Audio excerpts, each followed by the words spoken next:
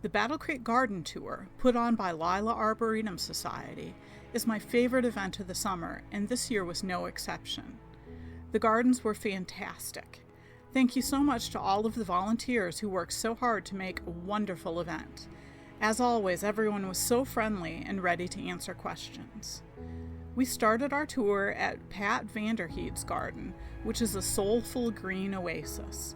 It literally felt 10 or more degrees cooler in her gardens, and it is a reminder that green is perhaps the most lovely color of all. You can't help but feel a deep peace in Pat's yard. Her use of annual ferns is inspirational. Do you have a tiny space between larger areas? Pat's path through her side yard is like a picture from Fine Gardening magazine.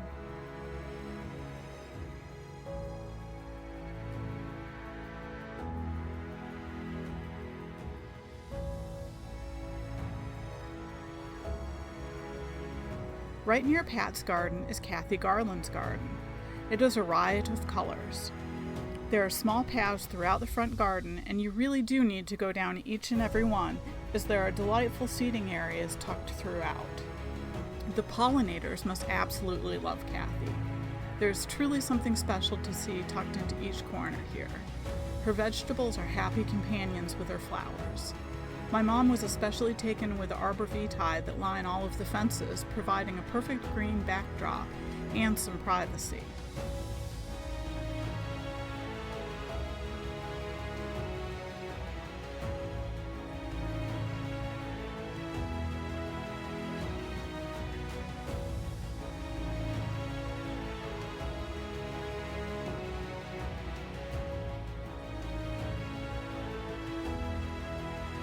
Next up was less of a garden setting, but instead a community feature that is growing and serving surrounding neighborhoods. Sunlight Gardens is run by a young person with a desire to give back.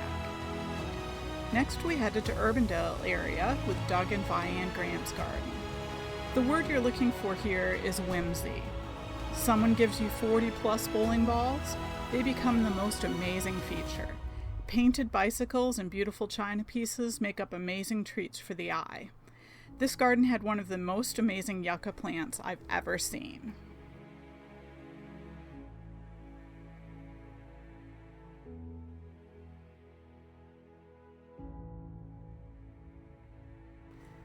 Nearby is Robert and Barbara Klaus's garden. An artist, Robert imagined the kind of garden that you would see in your dreams. Every color, every plant is perfection. The mound garden here has a lovely seating area.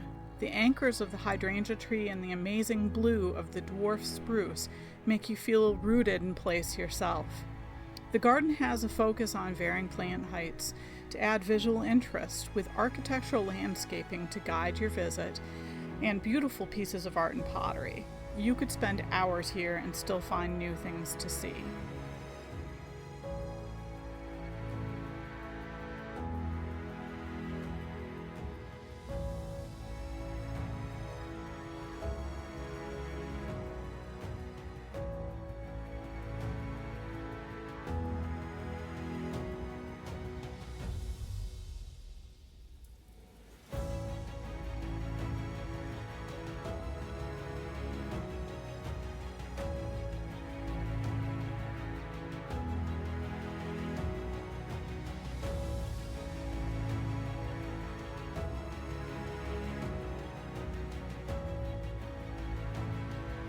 The final two gardens were heading out to the Augusta area on the same tucked back road.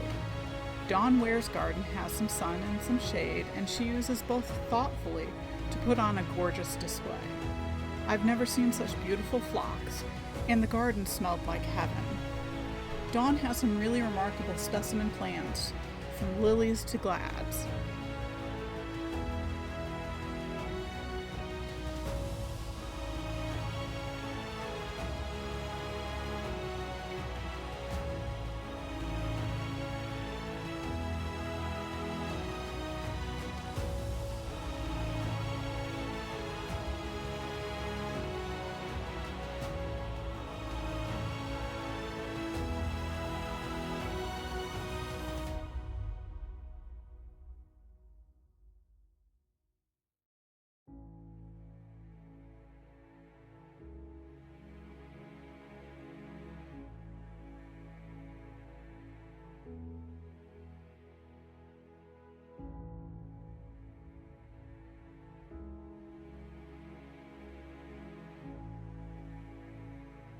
Finally, we visited Jill Cornell's garden. Jill has an amazing way of putting plants together in the most gorgeous combinations. My mom remarked on every pot and planter for the absolute creativity of them.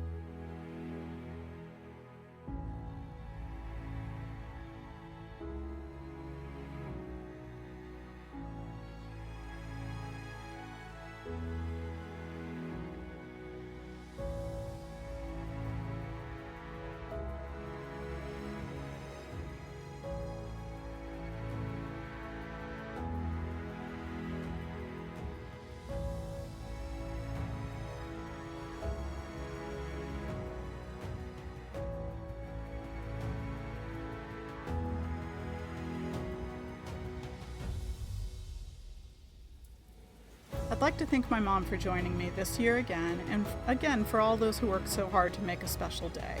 We hope to see you at next year's garden tour.